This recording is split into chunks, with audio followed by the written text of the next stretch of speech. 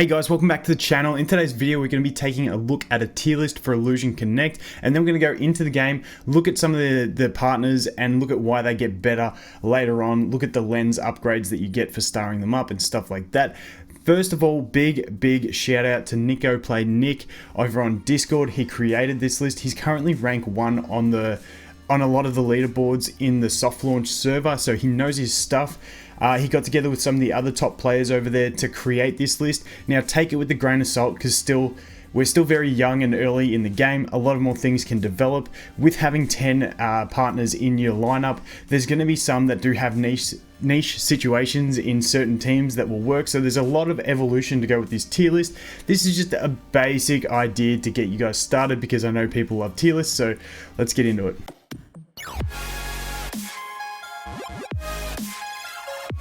So firstly, when we look at this list, we do see that we have 3-star and then max star ratings for every character. Now, as you star up, you get lens upgrades, which is going to give different effects to things like the passive, the ultimate ability, and also the special ability. So as you get those star upgrades, it's going to affect the abilities of a character, and that's why we have the 2 rankings here.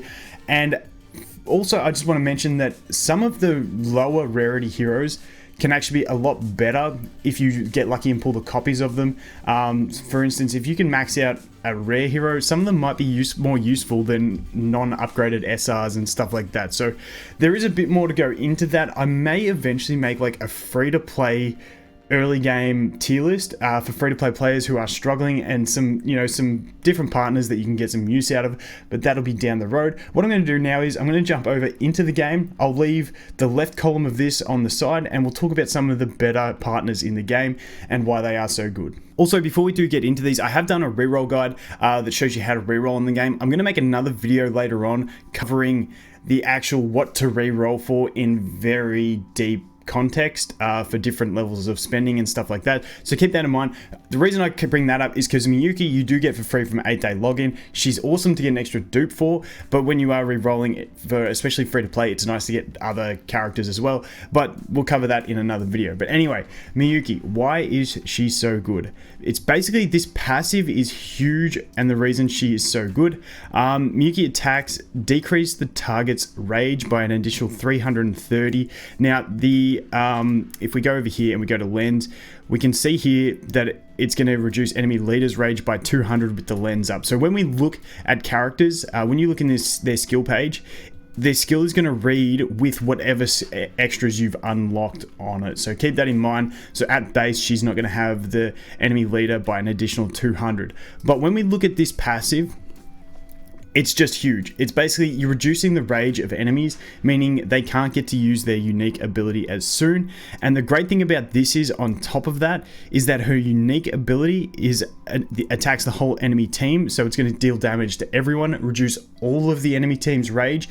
And then also, if we look at her special, when it does activate, she's going to do a column. So if you put her in the middle row, that means she's going to, when she does activate this with the 30% chance, she's going to be able to attack the enemy leader again with this. So she's basically got 2 chances to AoE. Her unique is going to be a complete board AoE, and then her special is going to be a column AoE, remembering that you are going to be reducing the enemy's rage every time you do these, no matter what it is. So that is why she's so fantastic. Another thing about Miyuki that makes her so strong is, even if she doesn't use the AoE, the special, when she is using her normal attack, if you can sort of clear the enemies out from in front of the enemy team's leader, she can keep using her basic attack on that leader, reducing their rage, and it can be really effective in some boss battles. In one of the daily trials, she's absolutely fantastic for it. The tank one, where you've just got to survive and not take damage, you can put her in the middle of your board and basically just keep attacking that enemy boss, and they never really get to attack and deal damage. So it's really fantastic, and that is why she is so good, and she's at the top there. And the reason she does go to God tier is because of her lens upgrades when she stars up. This one is just going to be the ultimate, giving a bit of extra damage. This one's the passive, how we talked about, reduces the enemy leader's rage by 200, which is fantastic. And then this one here is tied into her special, and that's where you get the defense penetration by 30% when attacking with that ability. That is the column ability.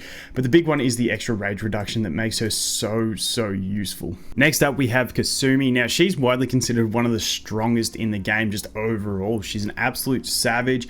The thing about her is she's not available on normal banners. Now, you can still get her shards, you can still farm her shards, and you can still get her on banners that come out. So with select summons, she's the one I'm going to be saving for with my summons. Unless they change it and put her in normal banners, I'm going to be saving all of my select summons that you get from the daily quests and stuff like that to go for her, because she's an absolute savage and hard to get otherwise. But what I wanted to look at is basically she's an absolute beast in that she just buffs her crit rate and crit damage and deals column damage that is huge, and you can really delete enemy leaders with her. So when she appears, her crit damage is increased by 55%, and she steals all enemy invincible and shield effects. Every stolen effect increases her damage rate by 11% last 3 rounds. So you can see, if they've gone through the trouble to actually get some shields up or something like that, and they've dropped like a Korea or however you say her name or whatever, and got the column shields, she's going to steal all those shields, but then she's also going to get damage increase from it, which is ridiculous. And then you've got the passive increase of 55 damage. Now, she's at max stars, so this is including her skill ups, but it's just absolutely savage. Then we have her unique ability. She attacks a column, like I said, so you really want to have her normally hitting the enemy leader, and deals damage. She loses 40% of her HP when she uses this, but she does get 60% boost to crit rate. So basically, she has a self buff where she makes herself deal huge crit damage, and then she's also going to have a massive crit rate. So she's basically guaranteed to do enormous damage, because she's pretty much guaranteed to crit, and she's got boosted crit damage, and that's why she is just so good. It does require a little bit of support to protect her, because she's losing HP as she goes, but she's really strong. Then we go to this one, which is her special, and basically she's going to deal attack, sacrifice her HP again to increase her crit rate. So it's like a mini version of her ultimate, where she's only going to attack a single enemy, but she's only sacrificing a little HP to get a bit of crit rate, and then you got the 30% chance to use it at maxed up. So she's pretty much like the god tier unit of the game as it stands, from just straight damage dealing capacity that you can just burst out on the enemy leader because of those guaranteed crits. And as you can see, her lens up. This one's just going to increase the damage of her ultimate. This one is her passive, where she gets that damage rate up for each effect stolen.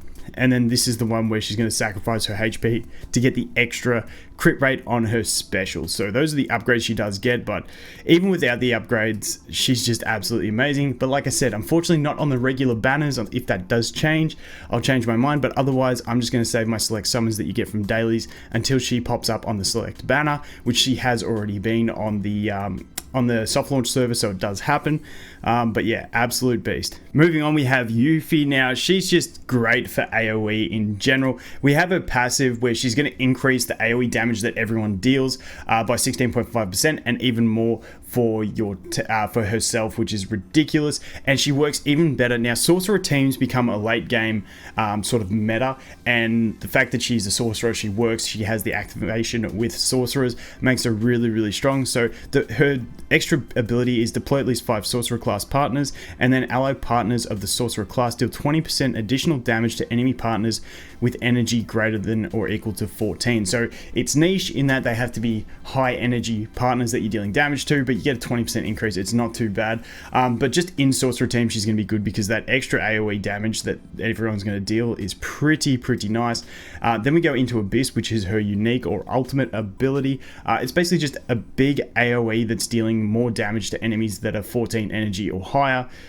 Same thing, she's focusing on nuking down those enemies with high energy costs. And then this one, she attacks a column. So it's always nice when the special is going to attack a column, meaning you're getting more effective damage out of it. And then when we look at her lens upgrades, if we go over here, as you can see, you're just getting damage increase on the ultimate. You're getting increased attack by 15% with her passive, which is really nice, getting that extra damage out of that passive. And then on her special, she obviously has a 30% chance to use it after this upgrade once you get to 6 star, and also deals 15% more damage to the enemies with 14 or more energy. So really nice. Basically, the reason she's there is really her passive is huge for dealing massive AoE damage and just focusing on board wipe heroes to be able to delete the enemy team, but really strong, gets her own passive attack buffs and stuff like that, so she's going to be just really strong AoE. Next up, we have Nicola. Now, Nicola's a strange one where she really does like getting her star ups to become strong. She is on the newbie banner, so that's the banner where you're guaranteed to get one of 3 SSRs, and she is going to be really strong later on once you do star her up. However, for free-to-play players, when you get it, just that one copy, she's not going to be as strong. There's probably going to be better options. But basically, she's all about dealing some AoE damage and getting lifesteal. And as you can see, her attacks decrease the target's damage resistance rate by 33% for 3 rounds, which is a long time, basically just increasing the damage you deal to the enemies. And the reason she's not too good at base is when we look at this, she attacks 2 enemies at base, but with star ups this does become 3 enemies that she attacks, which is really nice, putting that debuff onto more enemies. Then we look at her special. Any partners with the highest HP will be attacked first, increases lifesteal rate by 15%, which is the skill up. But the fact that she's going to target the highest HP will be nice because you're going to increase the damage rate on that enemy, so it's really nice in that sense. And we'll just have a quick look at these lens up, and as you can see, level 4 is when she becomes quite useful. So if you get 2 copies of her, you're going to be able to use her quite nicely. I know it says it's not until max stars that she becomes god, but she does really become useful at 4 stars. So if you get that 1 dupe, it's not a bad position to start using her. Having said that, the fact that she gets extra lifesteal on her passive and also her special is really nice for keeping her alive. In campaign and stuff, you do end up hitting a lot of AoE damage, and the fact that you can keep your damage dealer topped up from her own attacks is really nice, that you don't have to rely on the healer, because obviously AoE damage is eventually going to really get to your whole team and bring them down. The fact that she doesn't have to rely solely on a healer to keep her alive is really strong. And yeah, just a great effect. Finally, for the last of the god tier units, and then I'm going to do like a rapid fire talk about the rest of the SSs, and then, you know, maybe a couple of the special mentions, and then we'll end the video. But the last of the god tier units, keeping in mind, take it all with a grain of salt, is going to be Anna. Now, I really do enjoy Anna. She's a really strong healer. The great thing about her is she also does provide damage. If we go over here, because it's easier to see, when we look at her passive, when Anna is present, grants all allied partners 16.5% damage rate. So she's not just healing, but also increasing damage that the rest of your team deals. She does have the bonus effect, but you've got to deploy at least 5 partners of different classes, and then when Anna is present, grants herself and allied partners deployed after herself 10% damage rate and 10% damage resistance rate. You know, if you meet that, some people will, I do sometimes, it's nice to get it. If you don't, it's really not the end of the world. But the reason she's really nice, she's just got a nice beefy AoE heal that's going to heal your whole team, but also increase her own rage, meaning she's going to get around to using that much faster. Then we have her special, it's going to deal damage. We'll look at the lens upgrade for that in a sec. And then her basic attack is nice because it's going to heal an ally instead of dealing damage. This is like my favorite type of basic attack on healers when they heal, because they're not going to deal too much damage anyway, and I really do love getting that extra heal in, can really help. So when we look at her lens upgrades, they're actually really nice. So obviously her ultimate, it's just going to heal more, pretty basic. This one, the passive, increased damage resistance rate by 16.5% is nice, but then this is the big one. Getting her special to be able to restore damage, so you end up having it every time she does a basic attack, she has a 30% chance to use this, and it's going to restore 100 rage, is really nice, combined with the fact that her ultimate is also going to restore 300 rage. So if she basically does an ultimate and gets the 300 rage and heals, and then follows that straight up with a special and gets another 100, plus the general rage that you get from attacking, she's pretty much instantly back up at half rage and well on her way to getting another heal. It's just the cycling of her heals is so strong, especially when you get star ups. That is absolutely amazing. Now for the rapid fire round, we're going to go through some of the others. First up, we have Phoebe. Now Phoebe's an absolute beast. You can get her for $1 purchase. If you're happy to spend $1, it's definitely worth it to get it early. Gives you a nice AoE board wipe to be able to use from the start. She also, with lens ups, she's got a 50% defense break when she attacks enemies, which is AoE, which is really strong. I think without lens ups, it's still 25%, which ain't too bad. On top of that, also when she dies the first time, she does come back to life with half health, which is really strong. She can pseudo tank in that sense. You know, you put her in the front, get that AoE defense break, let her die once, and then you can sort of build up your energy and ramp up from there. So really strong there, worth the dollar investment. Then we have Maki, just a really strong single target damage dealer. She's gonna do this ability where she does a 2-strike attack, and then she's got chances to proc and do it again and again for a little less damage, but can still be really strong. The thing about this ability that's really nice is if she does it on one enemy first and they die, she will proc that second attack on a different enemy. So it's not like she stops attacking once she kills one. So theoretically, she can actually kill 3 weak enemies with this ability, which is really strong if she does proc enough. Next one, I want to look at Selena. Selena's really cool. She's got ability where she's going to heal your leader, but also she's got 3 immunity to deaths. She does get some really nice lens upgrades where she increases stats and stuff like that. She does also eventually start healing another ally as well, which makes her really strong. But 2 immunity to deaths can really just buy you some time in that front row, which is really strong. Then we have Vivian, if I can find her. There she is.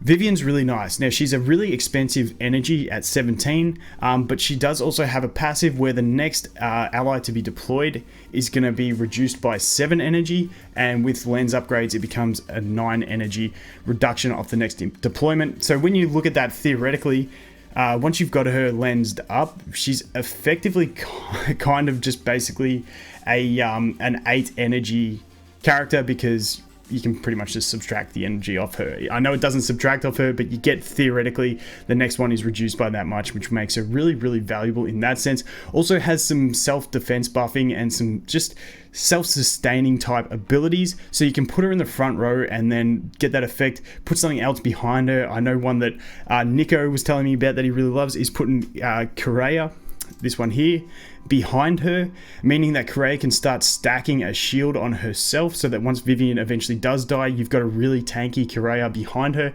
protecting your leader.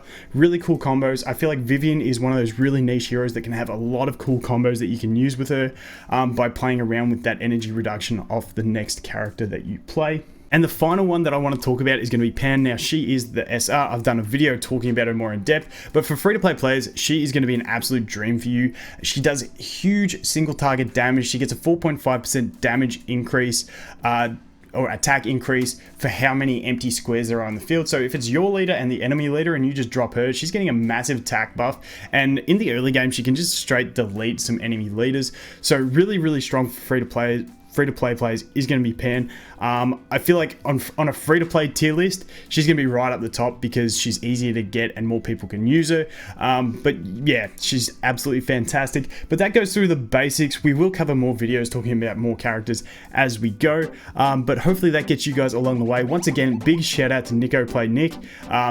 This information was huge, and the guys that helped him with the tier list, really do appreciate it. But thanks for watching, guys. Hope you have an awesome day, and I look forward to seeing you in the next one. Cheers.